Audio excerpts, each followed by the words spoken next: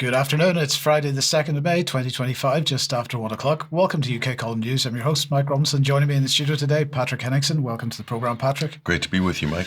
And by video link, we have Mark Anderson. Now, later in the programme, we're going to be covering weather modification, Yemen, and more government snooping on our private lives. But we're going to kick off with the local election results because Nigel Farage's Reform Party has done very well so far in the elections.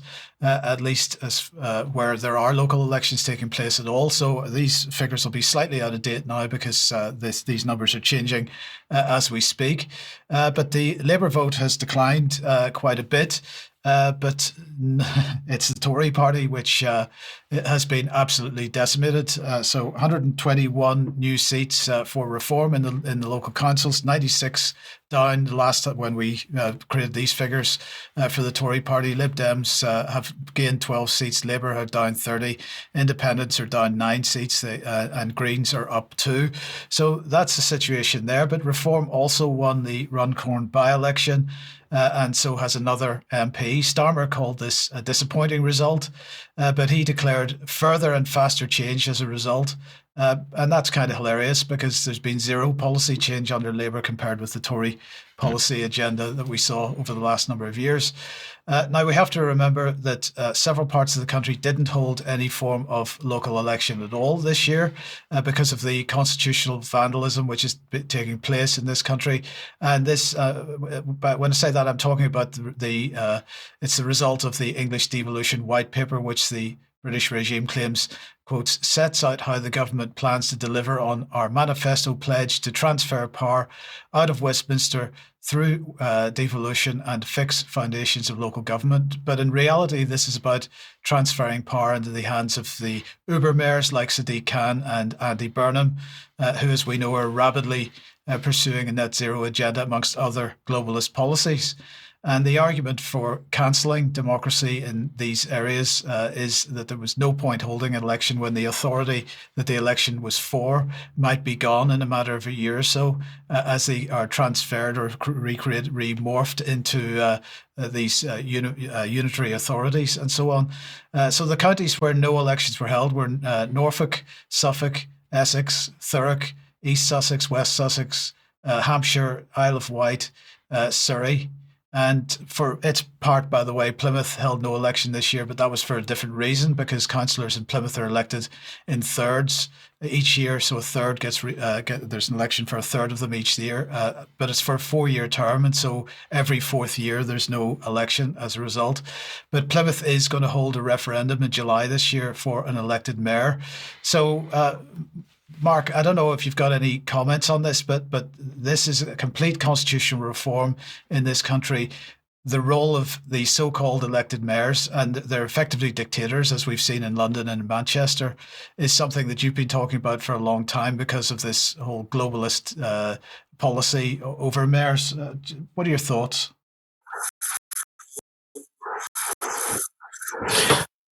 Good morning, guys. Good morning from Tech. This localizes globalism. They themselves have called it glocalism.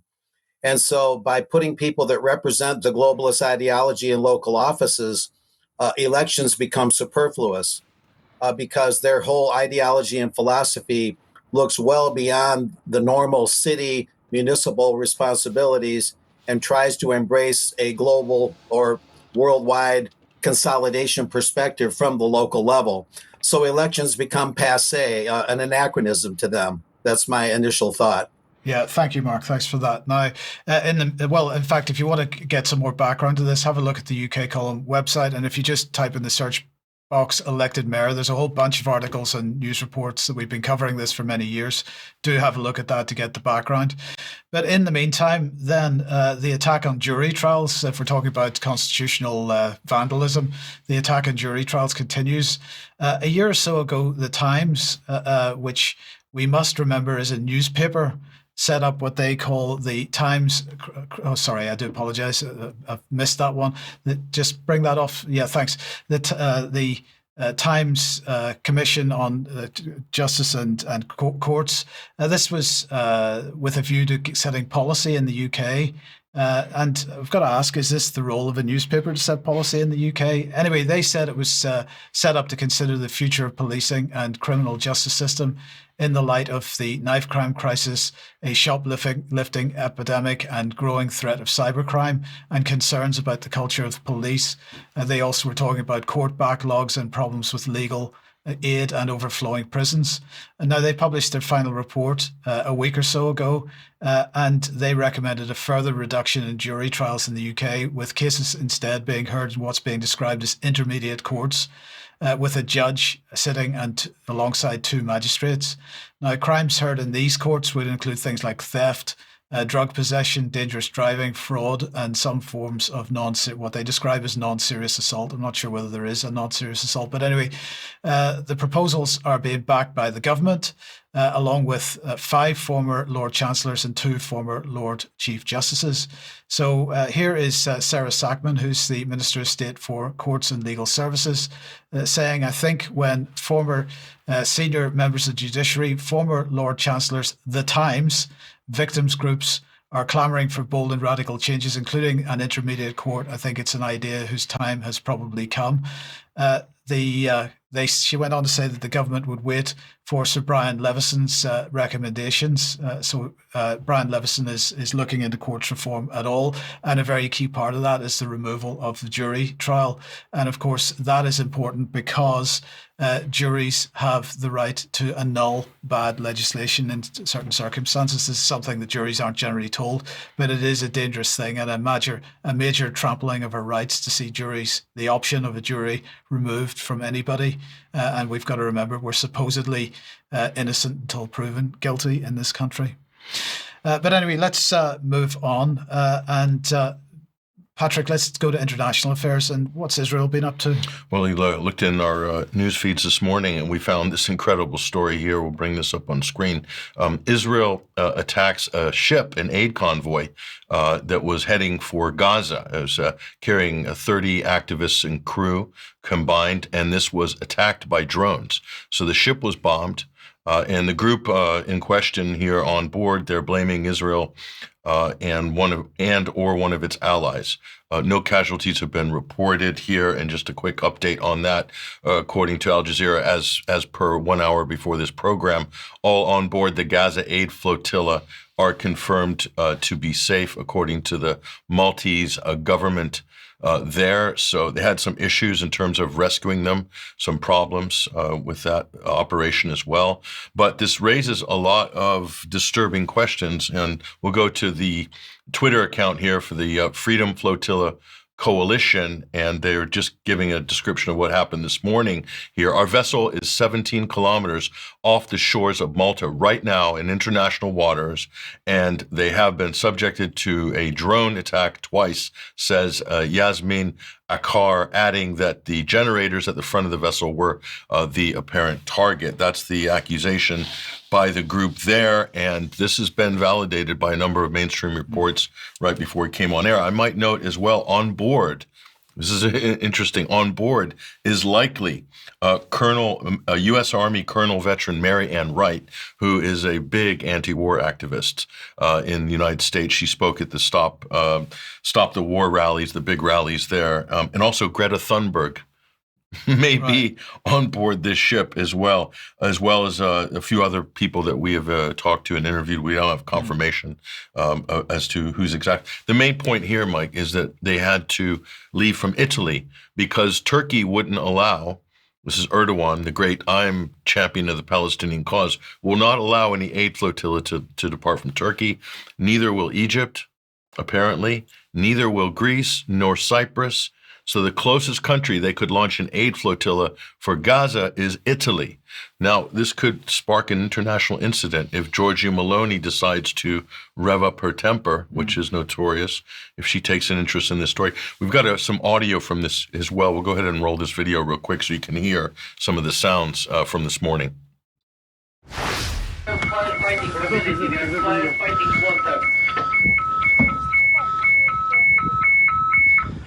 Yes, if you can assist,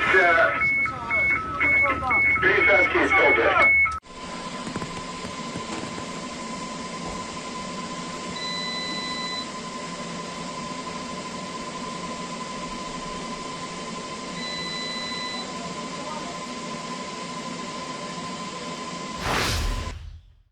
That just gives you some idea. The last scene there was from the control deck of where the captain sits, all the different video monitors there. Let me ask you a question. Later on, we're going to be talking about Yemen and John Healy's comments in the House of Commons. And one of the things that we're not going to mention during that report is his complaints about the so-called Houthis attacking vessels in international waters with drones. How much criticism has there been from the likes of the British government, the United States government, European governments at Israel carrying out this attack? There will be no comment on this by anybody, I predict, nor any mainstream media or any of the concerned publications for public welfare like the Times and others. I don't think this won't even register. Maybe if all 30 people drowned and died somehow and were like eaten by sharks and someone caught it on a cell phone, maybe then the Guardian and the Times might report on this story. So the BBC, of course, but we're still holding our breath. Maybe the Guardian, it might get a mention in the Guardian, but we'll see. We'll see. Yes. Okay. Well, in the meantime, in the United States, what's going on with national security? Well, this is the drama of the week, and this ties into a lot of interesting stories. So let's just look at the latest here. Mike Waltz, Donald Trump's national security advisor, was basically fired last night.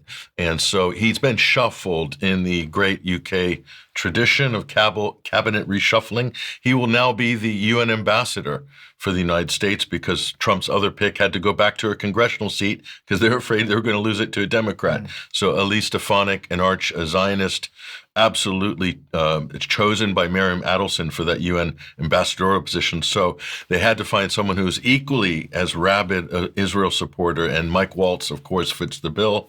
So he shifts into there. Why was he fired? He's basically taking the brunt for the Signalgate scandal, right, for starters. But I think there's a lot more. There's probably a few deeper aspects to this, which we won't find out now. He's been replaced by Marco Rubio. So Marco Rubio is now simultaneously the Secretary of State and Donald Trump's chief national security advisor. Not that Mike Waltz was doing anything anyway. So I don't know how important that job is in the Trump administration when you really drill down to it. The next appointee will be Donald Trump's sixth national security advisor, following Michael Flynn, H.R. McMaster, John Bolton, Robert O'Brien, and Mike Waltz. So Donald Trump's been through quite a few of them. So it's a job with a high attrition rate. Let's just put it that way. But why is this interesting? Here's where it gets really interesting. What else is going on in the world? A lot's going on in the world right now. So here's Lindsey Graham. So imagine, we'll talk about the negotiations, but him and other Republicans are front running this new backbone crushing sanctions program. And Senator John Kennedy from Louisiana is saying he's going to turn Russian economy into fish food, whatever that means. But anyway, here's Lindsey Graham. And obviously there's a lot of questions. I mean, not around Lindsey Graham, of course, but around this type of policy here. Why on earth is Donald Trump sending envoys to Moscow, and then Republicans are putting these types of maximum pressure policies to force down? It doesn't make any sense, but neither does this. Trump says any country that buys oil with Iran will not be allowed to do any business with the U.S. Again, high-level negotiations, trying to get a peace deal. So let's look at this. So Trump is, who knows what's going on here, and this has to be from the White House. So Steve Witkoff is the special envoy, getting a lot of headlines. What sort of negotiations is he doing with the Iranians and also in Moscow? There he is with Vladimir Putin. Meanwhile, the U.S. government is attacking both of those countries with more sanctions and more threats. And we'll single out Iran because we'll get to that in a moment with Pete Hegseth, the embattled defense secretary in the United States. So what exactly is going on here? It's really difficult to tell. It is really difficult to tell. So meanwhile, to make matters even worse on the Russian front, as you know, this is the 80th anniversary of Victory Day for World War II. It's 1945 to 2025. The 80th anniversary. This is a big deal in Russia. Okay, this is probably on the national holiday calendar after Christmas and Easter. It's probably number 3. Okay, in Russia. So you can imagine, why on earth then does Donald Trump tweet this last night? Let's look at this. Donald Trump on X. Here he is. Who knows? Many of our allies and friends are celebrating May 8th as Victory Day, but we did more than any other country by far in producing a victorious result on World War II. I am hereby renaming May 8th as Victory Day for World War II and November 11th as Victory Day for World War I, says Donald Trump. We won. He said, we won. The United States, we won both wars. I'm sorry, it's almost a slip. He should have said, I won both wars. But anyway, we won both wars, says Trump. Nobody was even close in terms of strength, bravery, and military brilliance, but we never celebrate anything. He's saying we don't get the credit, he says. That's because we don't have any leaders anymore, not leaders like me, says Trump. And that, so what is he saying? Anymore that know how to do so. We are going to start celebrating our victories again. I mean, is this the United States or is this North Korea? It's really hard to tell. There's so much performative politics here. But, we could do a whole show on and relitigate history for Donald Trump for his benefit. But I'll just put one or two useful statistics up on screen here. And here's one of them. We'll bring this up on screen. This is the fraction of a country's population that died in World War II. Who's at the top of the list? It's Belarus, okay? Huge percentage of their population. I think 25%, 1 out of 4 Belarusians died at the hands of the Nazis in World War II. Then it's Poland, then Ukraine, then the USSR, then Latvia, Lithuania, and so forth. And look at the bottom. Who's right down there at the bottom? It's the United States, right at the bottom. So in terms of human sacrifice at the altar of victory in World War II and the price incurred by countries, the United States isn't even in the running in that sense. If you want a visual map of this, obviously there's a lot of different sources for this, but in terms of total losses, troops and civilians, the Russian losses are estimated between 25 and 27 million. That's compared to the 400,000 plus from the United States, who arguably entered the war very late indeed. And so here, this is open source aggregate data, which is available on Wikipedia. And again, you can see the totals there. Soviet Union's right up at the top, Poland and so forth, Yugoslavia and France and so forth. The United States isn't really one of the top countries. They're not even really in comparison to the Soviet Union. So, and another history lesson, we talk a lot about, D-Day and Normandy. You have to remind people that by the time the Americans arrived on the beaches in Normandy, the Russians were already in Germany and on their way to Berlin in 1944. But arguably, it was the Eastern Front that broke the back of the Wehrmacht. We're talking about the Battle of Stalingrad, the Battle of Kursk, and of course, the big one, Operation Bagration, June 22nd, just three weeks after the commencement of Operation Overlord, or the D-Day landings. This was one of the biggest military operations ever in the history of warfare. And arguably, if you look at what was in play here, there's nothing even close in World War II. So again, having to litigate this history lesson with a U.S. president that looks like he is completely delusional, and I'm being very kind there, and doing it at a time when you're negotiating while Russia's preparing for Victory Day, I can't imagine a bigger implicit insult to the Russians than what Donald Trump is attempting to do there. So do you think this Lindsey Graham and whatnot heading over to Russia, this is something that's happening absolutely independent of Trump? It's a Republican effort and he has no say in it, or does he even have any knowledge of their plans to do this? Or are they directly attempting to undermine his efforts, or is there some kind of U.S. good cop, bad cop thing going on here? There could be a good cop, bad cop, but definitely Trump's team is split on the issue of Ukraine.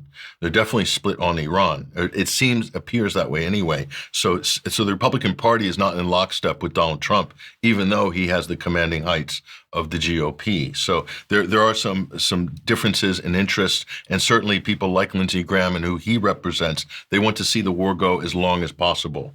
And so Donald Trump is really a sort of obstacle to what they want, which is, these Americans are so crass, they're quite happy to watch Europe tear itself to pieces and then just waltz in at the last moment and provide lots of money for reconstruction and, take credit for winning. I mean, we've already made our case here.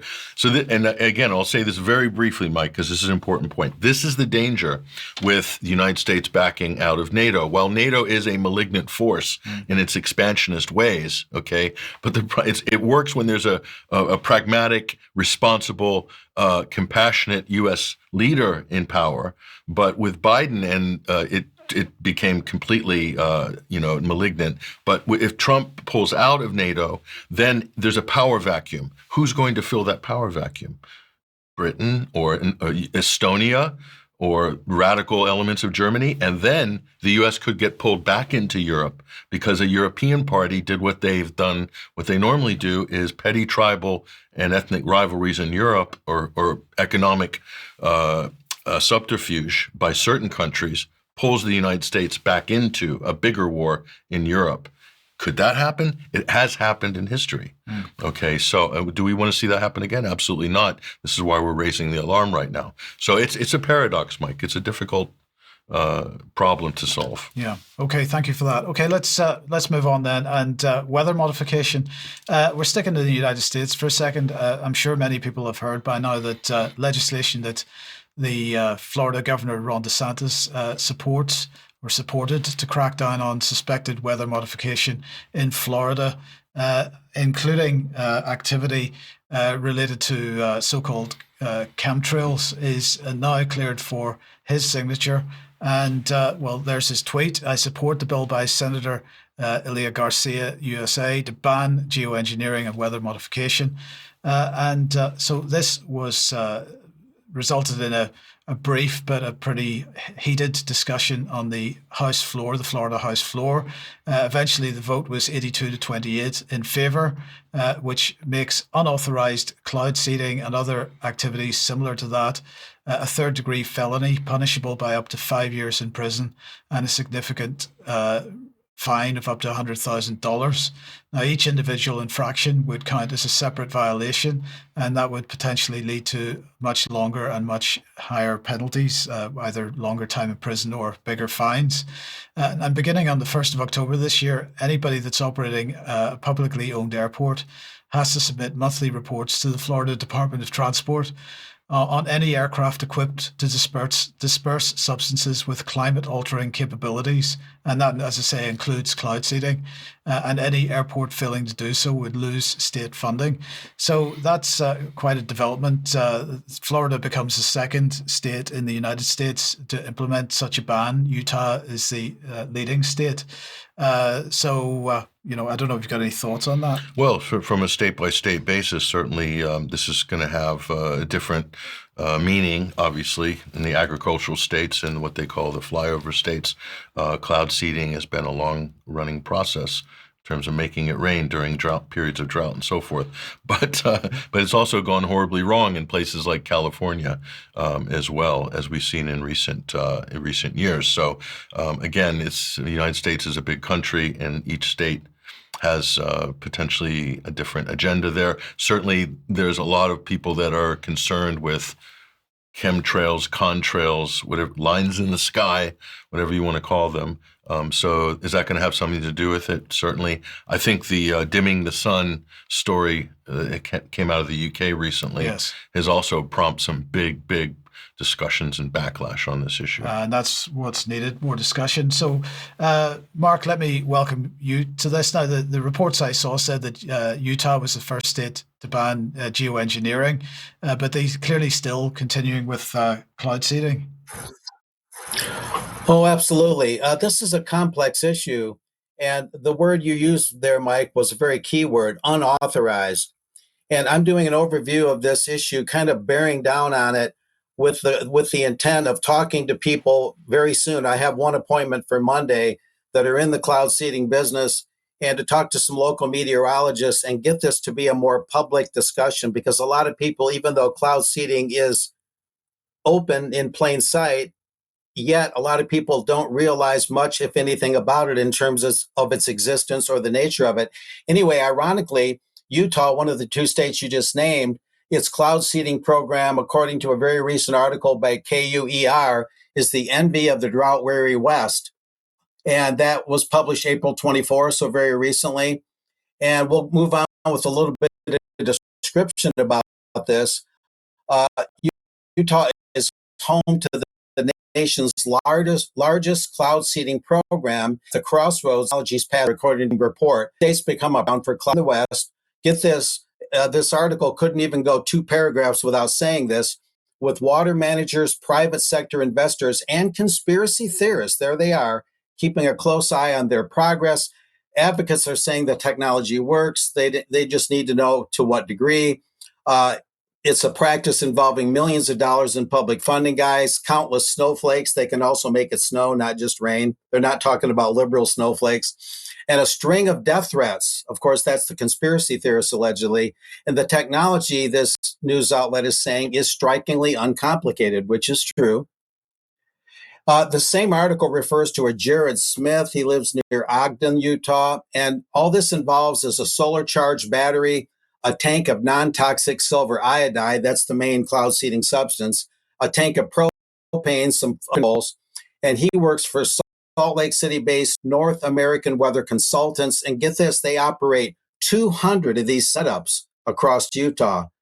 So to ban this in Utah altogether would be a difficult thing. And that's the Right, Mark. Sorry, Mark. I'm sorry. I'm going to have to interrupt there because this connection is extremely bad. Could you try rejoining the connection, please? And let's see if we can get this to work. We may have to. We'll give Mark a second to come back. We may have to move on and restart it. We can circle back to the story. Circle back to the story. Yeah. Okay. Let's just do that. And let's see. Where does that take us?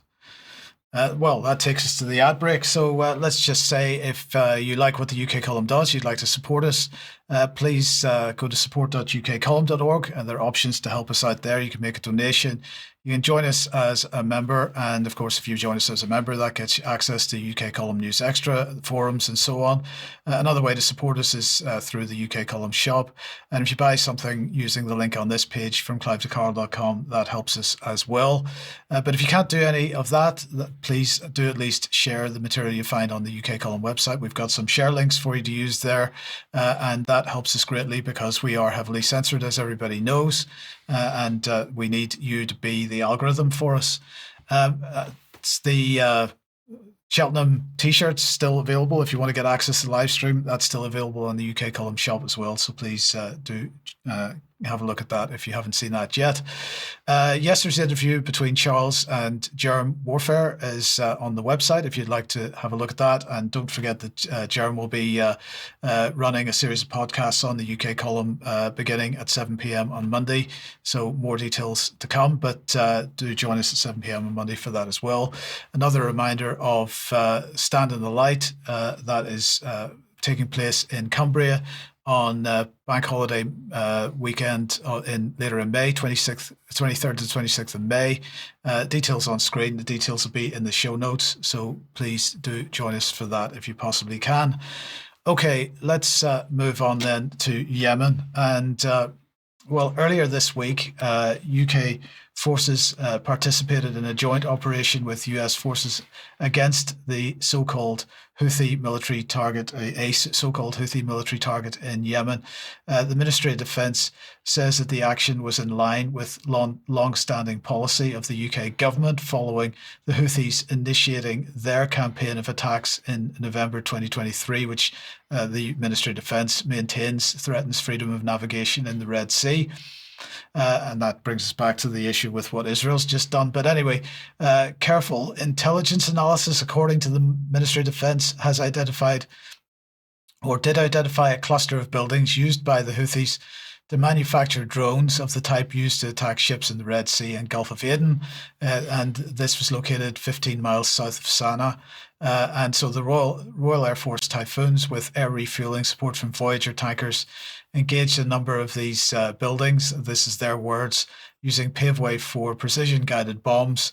And this was only done, though, they say, once very careful planning had been completed to minimize risks to civilians or non-military infrastructure. And as a further precaution, this strike was conducted after dark, when they say the likelihood of any civilians being in the area was reduced further. Do you buy that? Who knows? Who knows? Well, look, we have to say that, well, I'm going to say that Mr. Healy was making a comment in the House of Commons saying that make no mistake, he said the Houthis act as an agent of instability across the region. That was his claim. They continue to receive backing from Iran, and get this, he couldn't leave Russia out, and even Russia has attempted to support the Houthi operations. Attempted to support. Attempted, yes. Oof, that's dangerous. So he said that the aggression in the Red Sea and the Gulf of Aden is yet another example of how our adversaries are increasingly working together against our interests. This against the interests of the British government, of course. So it justifies killing civilians, even if we're taking all measures to, reduce the risk of civilian casualties. But even if you kill one, what's the justification for that? That the Yemenis violated your interests? Yes. But they haven't actually attacked anything in your country? None of your people, not even your military assets that are flying by, thumbing their noses at the Yemenis. Right. None of that. So there's no expeditionary element to the Ansar Allah, aka the Houthis. There's nothing. Absolutely. Right. So it's just threats, and no mention of why the Yemenis are interdicting Israeli ships. Right. Why are they can we get any mention of that from any of the politicians? No. Was that verboten? Are we allowed to talk about that? Apparently not. Okay. But anyway, this is from your YouTube or your Twitter feed. This is allegedly the aftermath of what happened. Yes.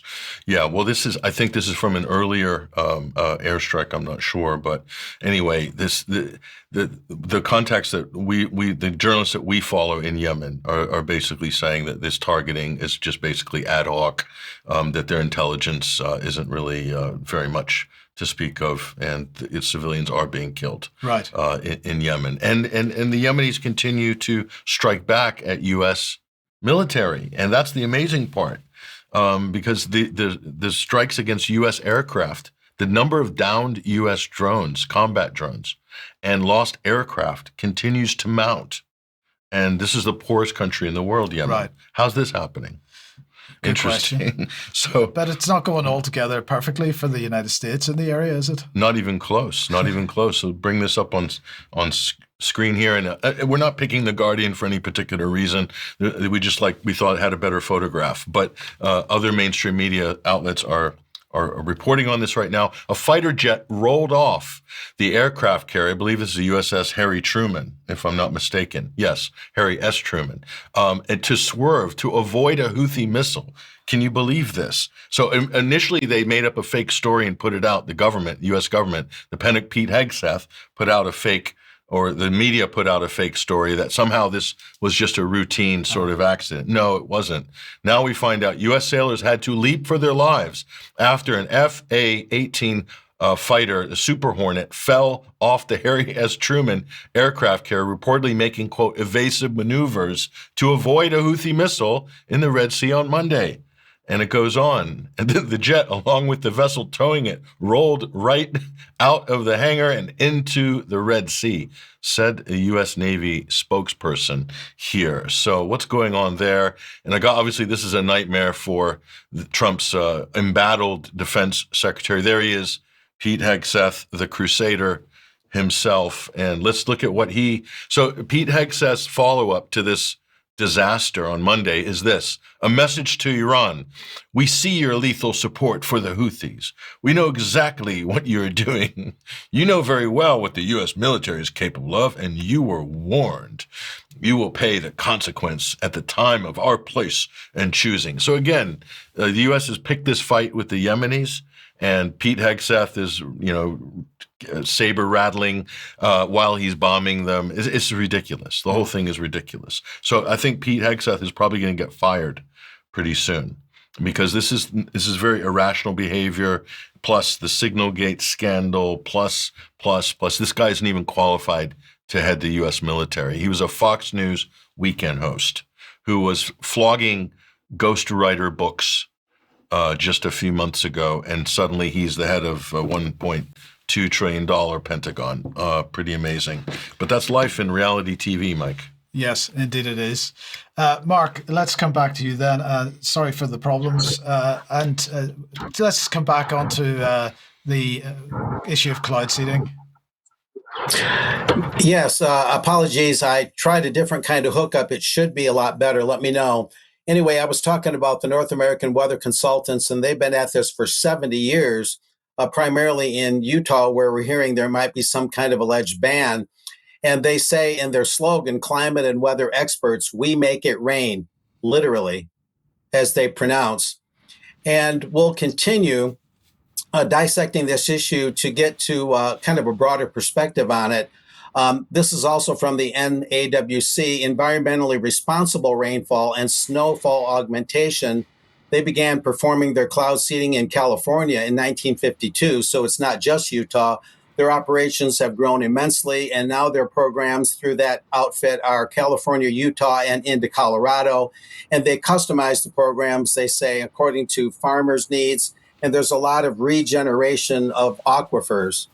And there's a bit of a correction on this one. I wanted to show this because a few episodes back of my reports, I said this was from a National Weather Modification Association website. Actually, this is from the Texas licensing body that licenses cloud seeding programs, the Texas Department of Licensing and Regulation. And they list, just in Texas alone, harvesting the skies. Get the language. They harvest the skies, rain enhancement operations. There's the West Texas, South Texas, Panhandle, Trans-Pecos, and Rolling Plains weather modification associations, or their groundwater conservation districts, or things like that. So it's major here in Texas. And just to get an idea of the scale and timeframes on this, we'll continue to outline it. Just as a for instance, there's a National Weather Modification Association enabling persons, political entities, and other organizations to make informed decisions about the application of weather mod to provide for adequate water supplies, they're saying, and reduced natural weather hazards. So they're starting to talk more about wildfires, how they might mitigate against that, although it's not generally known by the public. This is a little more on the South Texas weather mod, the one that's closest to me. It's near San Antonio. They're in their 25th year. They work with the Edwards Aquifer Authority, and they've expanded to about 2.2 million acres to nearly 6 million acres in their target area, the second largest in Texas. So again, these are not small operations. Over in West Texas, it's in San Angelo. This project's in its 27th year. 6.4 million acres in West Central Texas is their target area. And so it's not like they're just crop dusters in limited areas. And these are a couple of others. The Panhandle Groundwater Conservation District covers 4.1 million acres, and the Trans-Pecos Weather Mod Association covers 5.1 million acres. Very, very large scale operations. And this is a map worth showing. This is from California, the Santa Ana Watershed Project Authority. I've got a call into them. I'm hoping to talk to them next week, along with one Texas appointment that I do have. And on the map to the left, it shows where this is at in California, where they've had some wildfire activity. And the main map to the right there is a close-up. And these are the member agencies that make up that watershed. And the cloud seeding encompasses that entire area comprised of those member agencies. Again, to give you an idea of the scale and scope of these things. And lastly, this is a very important point. Meanwhile, we've had, wildfires, we've had reported water shortages, especially in California and in Australia a few years back. The water bottlers at Nestle that bottle water and the Coca-Cola bottlers that also use huge amounts of groundwater pretty much go on unabated, no matter what's going on. These news clips are a little bit old, but the issues haven't really changed. Lawmakers in the above headline opened the groundwater fight against bottled water companies. That's in Washington State, going back a few years. And the other headline it talks about primarily in Michigan why Nestle pays next to nothing for hammering the aquifers to bottle water and sell it back to us. And that's a huge issue because much of the cloud seeding, at least a good part of it, is to regenerate the aquifers. But between fish farms, fish hatcheries, which are huge water users, water in, water out, not much recycling, and your water and your soft drink bottlers, the aquifers are getting hammered around the clock every day, 365, 24/7. So if there was a little bit more regulation of those that hammer those aquifers, you might not need as much cloud seeding to regenerate them. And of course, cloud seeding itself is a very off-the-shelf technology. There are many other kinds of geoengineering that are a little bit more illicit in their nature. The NOAA organization lists 9 or 10 of them that you'll be fined $10,000 for if you engage in those other 9 or 10 types of geoengineering that are not cloud seeding. So that's a tacit admission by the National Oceanic and Atmospheric Administration that there are 10 or 11 different kinds of weather mod, not just cloud seeding. So cloud seeding might be seen as the most useful, if it's done right, among those different techniques to mitigate against wildfires before they happen, or maybe dampen them a bit after they start, although the conditions have to be right for cloud seeding and it has to be done correctly. So it's an issue that I'm trying to get to the bottom of, so realistic conversations and more general public knowledge can be realized, and then we can have a more intelligent discussion about the future of cloud seeding and then the broader issue of geoengineering, so more people know about these matters. That's the key. So for now, and I have something in extra that's very humorous, a humorous outtake on this issue that we'll show. So back to you guys. Thanks, Mark. Okay, now, Patrick, let's come back then to Ukraine. And of course, the deal was signed on minerals at last. What do we need to know about it? Well, there's a lot in there, a lot of specifics, a lot of vague things as well. We did put a sort of breakdown of this up at 21stcenturywire.com. Ukraine signs mineral deal with the U.S. What you need to know. The things that jumped out at me on this, are, the fact that the United States has basically changed their arrangement now to an official pay to protect sort of arrangement with Ukraine. So I mean, this is not a good deal for Ukraine. When they accepted all this aid 3 years ago from the U.S. and all these countries, they weren't expecting they would have to basically mortgage their whole future and all of their natural resources to pay for it when a new president came in. And this is exactly what's happened. So this can go two ways. But I'll show you some of those angles in a moment. But this is interesting here at Zero Hedge. Dmitry Medvedev, who is very hawkish, potentially the next Russian president. I'm not sure if that'll happen. But anyway, former Russian president. He's basically saying Trump has broken the Zelensky regime through this deal. And so it means that the United States, when they give aid to Ukraine, they then can get a deposit into their sort of special U.S. fund, basically. So Trump wants to be paid back with minerals and all natural resources, everything, oil, gas, lithium, everything is up for grabs. So the problem here is that the future Ukrainian government could come in, another president, and could say that Zelensky was out of mandate, he was illegitimate, he signed this terrible deal. You could do a Trump. The next Ukrainian government could pull a Trump. It was a terrible deal. They signed it with Trump. It was a terrible deal. And tear it up, and they would have every right to do that. Okay? And Russia also is kind of laughing because they don't see Zelensky as a legitimate head of state or an heir apparent or party to any meaningful negotiations. And yet Trump has signed this deal which provides supposedly protection guarantees for Ukraine and also promises reparations to Ukraine. Where are those reparations coming from? Perhaps from the frozen Russian assets that are in Euroclear, $350 billion. Trump's definitely using that as a bargaining tool with Moscow, but Moscow is not going to bite at all on that. So that's where things are. The other thing that's interesting about this is this angle here, and this is what. By the way, here's Michael Tracy up on screen. He's basically saying the whole idea was that U.S. would not become super engaged and meshed with Ukraine, but Trump has basically created a deal that makes them permanently enmeshed with Ukraine. So good point here from American journalist So the Michael United States Tracy. got permanent enmeshment. We've only got 100 years to worry about. That's the problem. There's a little competition here, Mike, because didn't Keir Starmer just sign this to great fanfare, the 100-year partnership with Ukraine? Well, Donald Trump's come in and gazumped the British That's what it looks like anyway. So there's a lot of stuff going on behind the scenes that we can see there's some competition there. So Starmer got the okay from Biden to do this before Trump was inaugurated. This was the middle of January that ball was rolling. All of a sudden, Trump's come in and now put his marker down on all of Ukraine, basically, or whatever's left. All the high-performing assets, Mike, are in the eastern part of the country. And the other thing, and the reason we had the original image, you saw BlackRock on Zelensky's jumper there, that's kind of what this is. It's basically Trump making it official that they're going to basically use Ukrainian resources as collateral for future loans and financial aid to Ukraine. That's what BlackRock was doing. This is what George Soros and these huge hedge funds and private equity firms are doing, is basically collateralizing all their resources in exchange for loans and debt, basically. So Trump's just gone and made it official. So, and it could end up in the hands of BlackRock quite easily, and probably will, in fact. But the United States somehow is going to get a skim. They're going to get a cut from it.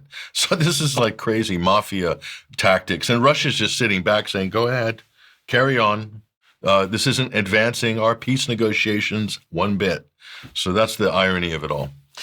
Okay, well, let's come back to the UK then. And, well, apparently Britain is full of fraudsters. That seems to be the position of the British government at the moment. So the Department for Work and Pensions has launched what it describes as a new souped up powers to recover money directly from bank accounts of fraudsters. Following the third reading of the Public Authorities Fraud, Error and Recovery Bill. And the claim is that the bill is designed to combat multi-billion-pound benefit fraud in the UK. It proposes measures that will enable the DWP to reclaim funds directly from bank accounts of those convicted of fraud. It would also allow the DWP to obtain bank statements from individuals who are believed to have the means to repay welfare debts but are refusing to do so.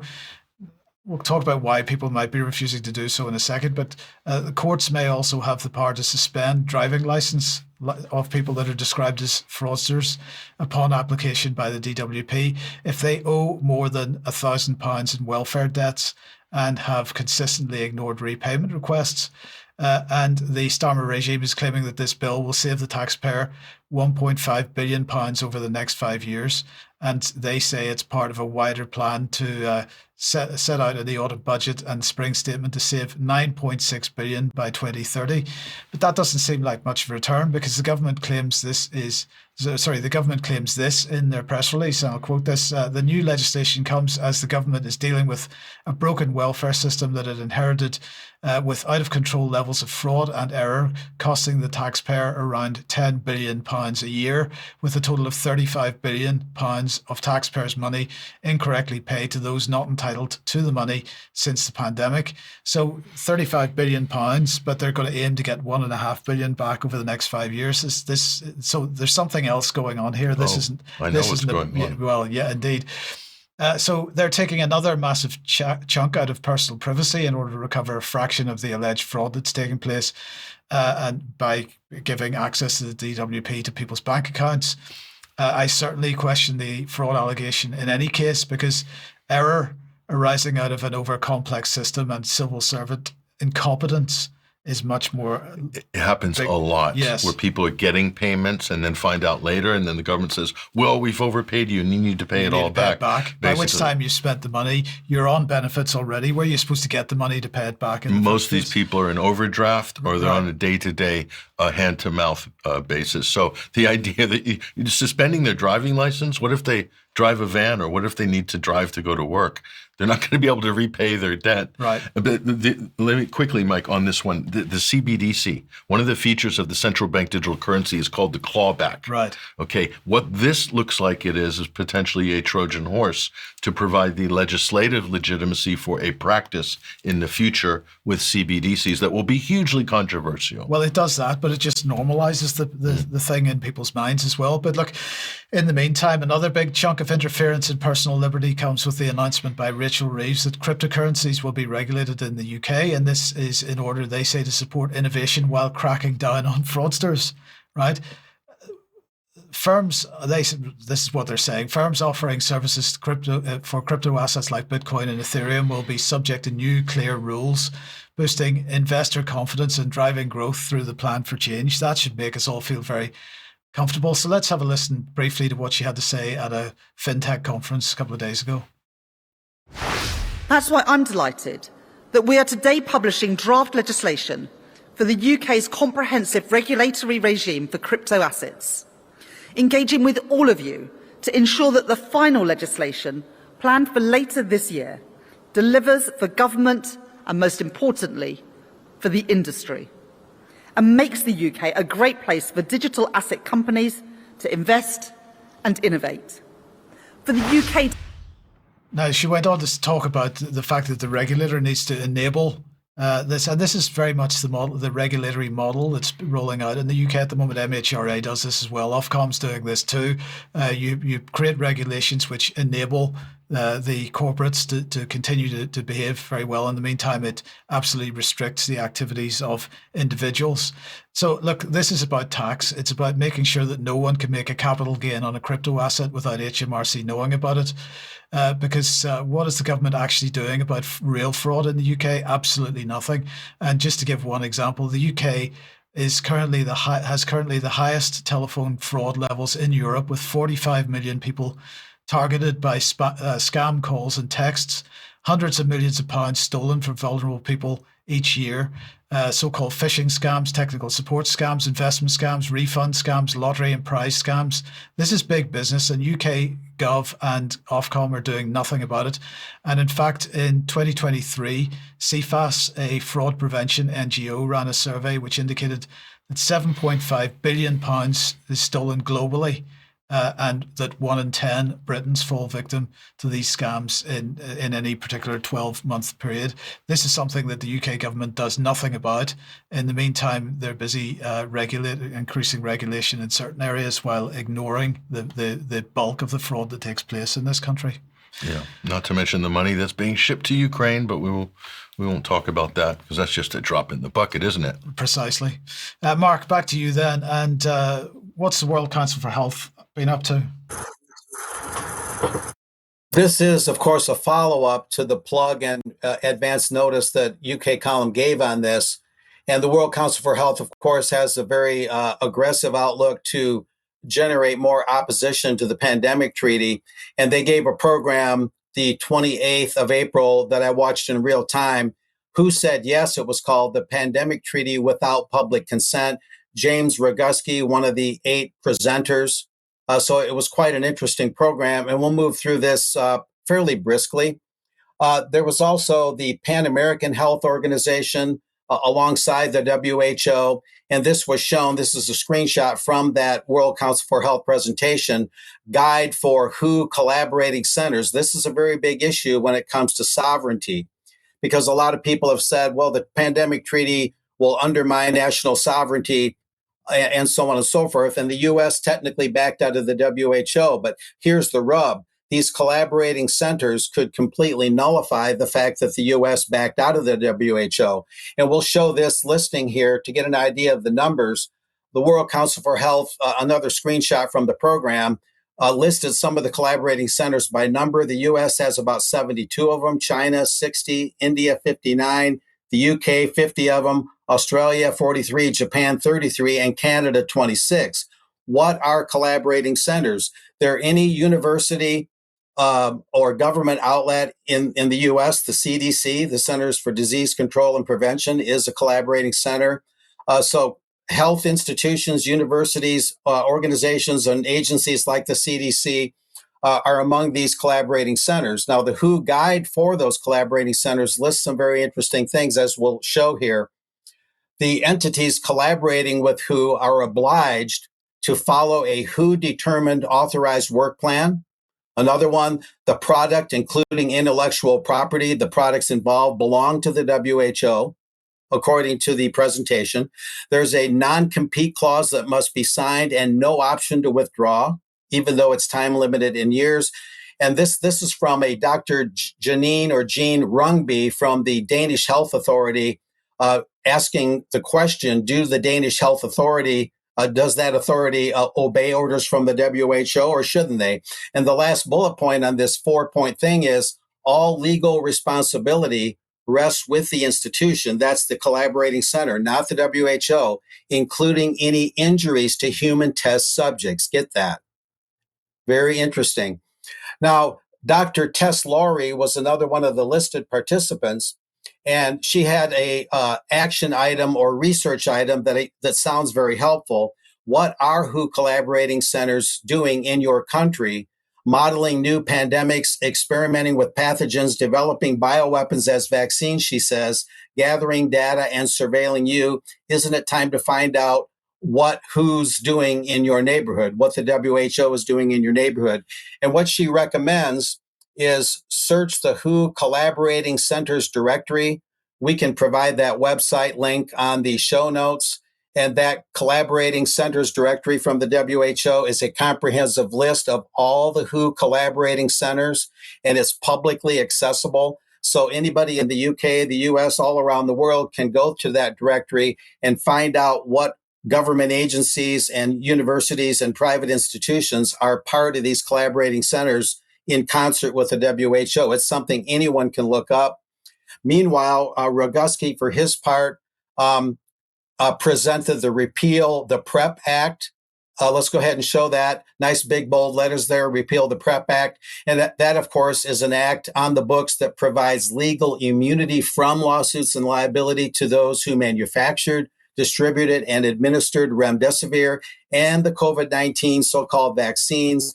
And Roguski is advocating the PrEP Act must be repealed. And the other participants, of course, at the program echoed that. And this is an interesting wording, you might say, from the Repeal the PrEP Act promo online at Roguski's Substack blog. Make murder a crime again. Get that. Make murder a crime again. Put the PrEP Act in the trash. RepealThePrEPAct.com. That's the website through which anyone can get involved. And this last item, sign the petition. I believe this is the last item, also from Roguski, and others commented on it. If you live in the U.S., complete the form below to add your name to a letter to Congress demanding the repeal of the PrEP Act. Your name will be listed, but no personal information will be there. If you have any questions, there's an email there, james.roguski@gmail.com, or you can text or call him. It's best to text first. And he doesn't mind giving out this number, of course, 310-619-3055 in Los Angeles, California. And there's websites there we'll put in the show notes where you can get involved if you're in the U.S., or you can get involved with this petition even if you don't live in the U.S.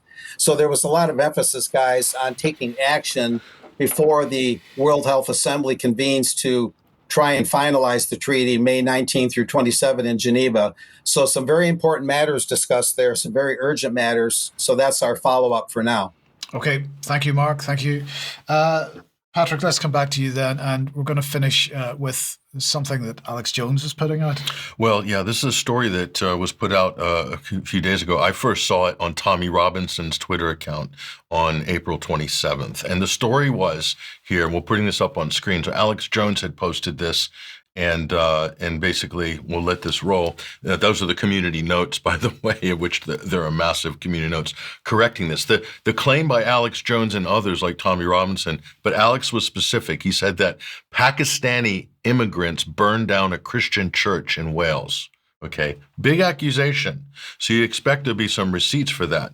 He's saying this a church in Wales was set fire by two Pakistani, quote, invaders, okay?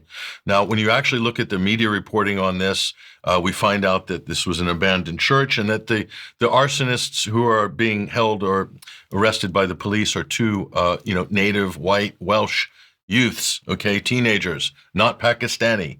So what this is, I can't imagine with no basis whatsoever that you would do something like this. It got around 2 million views. Robinson's got 1 point something million, and various and sundry other kind of, I don't know what to call them, these types of accounts on X, and other social media platforms got millions of views on the aggregate. This story went viral, Mike. This story went viral. And I really have to say this is incitement, really, because there's no journalistic merit to any of this. It's just a made-up story that has an evocative anti-immigrant and clash of civilizations narrative Christian versus Muslim. Clearly, that's the intention of this. Right. Now, this morning, after being up 3 days, we looked at Alex's account this morning, and this tweet that we have, we'll bring this back up on screen, is it's off. It's been deleted. Okay. Now, I contacted InfoWars or a representative there and just pointed this out. You guys can't run this. It's not true. Look at the community notes under your own tweet. Nobody was either checking it or they didn't want to take it down. Eventually they have. So to their credit, they took it down. But Tommy Robinson's still running with this story, as are all of his acolytes. I didn't check Elon Musk's account, but this is the type of thing that Elon Musk and Peter Sweden would tweet as well. Whether it's true or not, they really couldn't care less. But we'll just bring, just so people can read this clearly, bring this up on screen. Breaking news. A church in Wales was set fire by 2 Pakistani invaders. Christianity is under a massive attack in the UK. If you complain to the thought police, they will arrest you. This is just insane that somebody from the United States has made this go viral to as a British audience as well as a European audience and the US audience. I personally find this to be very disturbing because it's totally fake. That's the problem with it. And I know in the alternative media community, people don't like criticizing certain people because they see them as truth heroes. But you have to call this out, because when you have people, there's actual violence taking place on streets in this country and other countries. And if we're putting out a fake story that has no basis in reality, that ends up in a violent clash based on religious differences or something like that, then whoever's putting that story out is partially responsible for that. It has real world implications. Not just the person putting the story out, everybody that shared the thing. And the thing about this is, aside from the point about the violence is absolutely, and the clash of civilizations, absolutely important. The other point about this is every time we share something which is fake, we are giving justification to Ofcom, to the censorship regime, to the censorship industrial complex, the fact checkers, all the people that are censoring organizations like us. We're giving them justification for what they're doing. This has to stop. Yeah, in my opinion. Mike, that you just made the most important point of this, that these whale accounts, they have millions of followers. They have a lot of power, okay? But when they put fake stories that is religious or racial incitement stories, and Elon Musk himself does this, okay, then the result is that it's low-hanging fruit for the establishment, the fascist governments that we're trying to keep at bay with censorship. It gives them such an easy entree to want to regulate these platforms. So it's very irresponsible for any content creator or alternative media outlet to put out patent lies like this that have huge implications. And it's just like throwing red meat to the establishment on this. I cannot stress how bad this type of behavior is. And people, I know a lot of people, because if it fits your emotional state, when you see something like this, you want to retweet and share it. Everyone's done it in their life, okay? But try to think, and check, is there any basis to this? Look at the community notes on X. Under Alex's tweet, there are community notes panning him. It's fake. No, here's the real story from the Welsh local news. Nobody's listening or looking at any of that. They're just retweeting and sharing it and then getting angry in the comments saying, we need to stop these Muslims from coming in, these invaders coming in our country. This is kind of the Tommy Robinson narrative. He said that church has stood since 1033 or whatever he's saying, like this was some sort of reverse crusade.